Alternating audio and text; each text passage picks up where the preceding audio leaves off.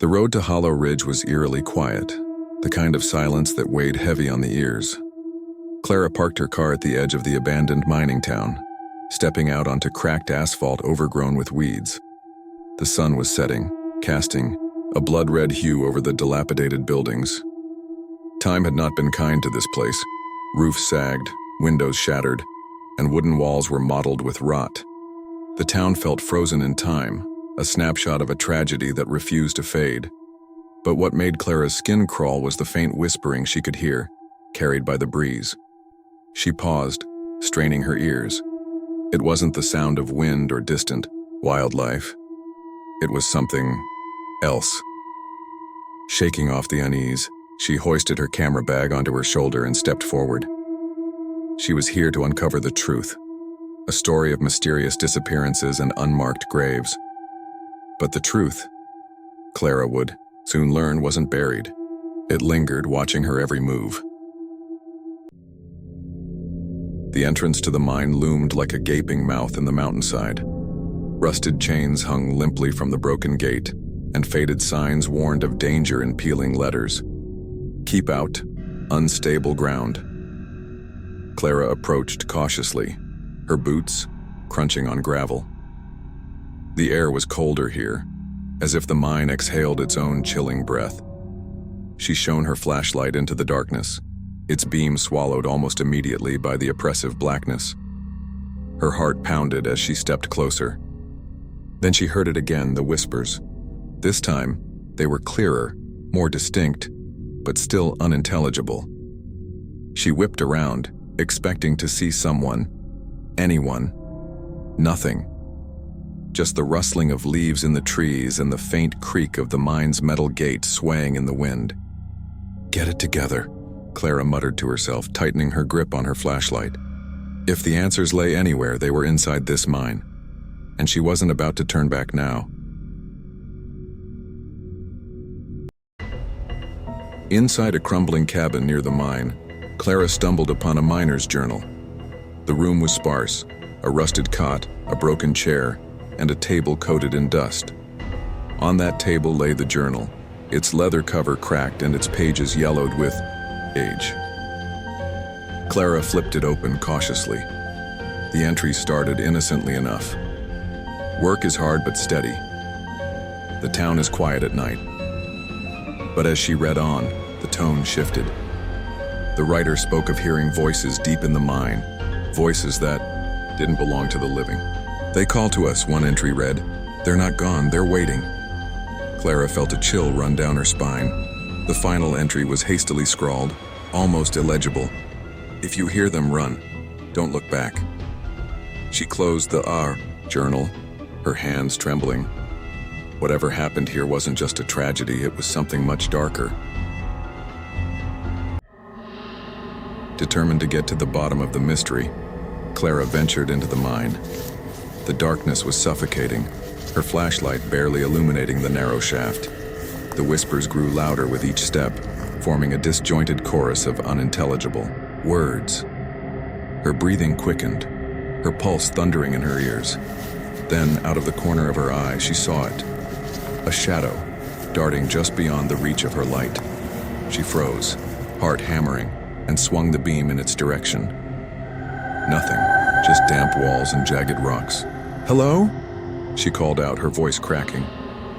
The whispers stopped. For a moment, the silence was deafening.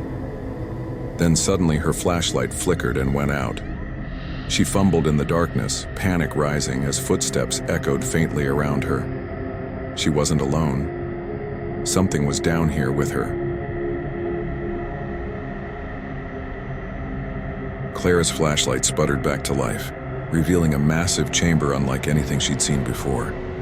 Old pickaxes, lanterns, and tools littered the ground, as if the miners had dropped everything and fled. But what truly unnerved her were the walls. They seemed alive, pulsating with a faint, unnatural glow, and then she saw them. Shadows flickering like candle flames. They moved independently of any light source, darting across the walls and ceiling. Clara's breath caught as one of the shadows turned toward her, its featureless form stretching, unnaturally. It wasn't just a shadow. It was watching her. She stumbled back, her foot catching on a broken lantern, and fell hard onto the cold, damp floor.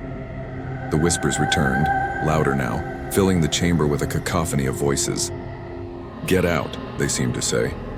But Clara was frozen, unable to tear her eyes away from the shadows closing in. Shaking, Clara pressed on deeper into the mine. She found herself in a narrow corridor where the walls were covered in handprints, hundreds of them pressed into the rock as though burned into its surface. She hesitated, reaching out to touch one. The moment her fingers made contact, the whispers surged into a deafening roar. Clara screamed, clutching her head as visions flooded her mind. She saw miners, trapped and terrified, clawing at the walls as the mine collapsed around them. Their faces were twisted in agony, their screams echoing in her ears. The vision ended as abruptly as it began, leaving Clara gasping for breath. She stumbled back, her flashlight beam flickering wildly. The handprints on the wall seemed to glow faintly, now pulsing in rhythm with the pounding of her heart. The corridor opened up into another chamber, this one dominated by a still black lake. Clara approached cautiously, her flashlight beam skimming the surface. The water was unnervingly calm, like a sheet of glass. As she leaned closer, her reflection stared back at her, but it wasn't alone. Ghostly faces began to appear in the water, their eyes hollow, and their mouths open in silent screams. Clara stumbled back, her breath hitching as the faces multiplied. They pressed against the surface of the water as if trying to break free. Then, without warning, a pale hand shot up from the lake, reaching for her. She scrambled backward, barely avoiding its grasp, and the water stilled once more, the faces fading into darkness, but the whispers remained, growing louder and more insistent. Before Clara could gather her thoughts, the air around her grew icy. She turned to see them. The miners, their ghostly forms materializing one by one. Their faces were gaunt, their eyes hollow, and their mouths moved in unison as they spoke. "You shouldn't have come here," they said, their voices overlapping like a discordant choir. Clara backed away, but the apparitions closed in, their translucent hands reaching for her. "We were forgotten," one of them hissed.